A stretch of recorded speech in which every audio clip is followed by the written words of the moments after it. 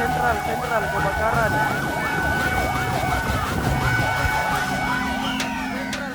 Pasar Sentral Makassar dilalap si jago merah atau kebakaran.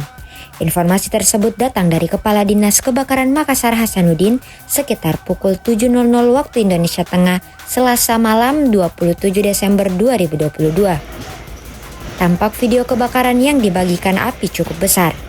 Warga dan petugas damkar berusaha untuk memadamkan api dari luar pagar tersebut.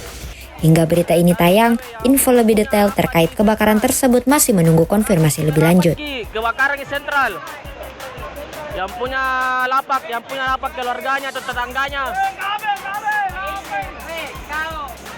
Kebakaran di sentral, tabe. Kebakaran sentral.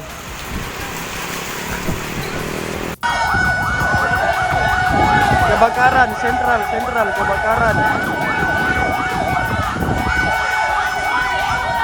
Sentral kebakaran. Banyaknya.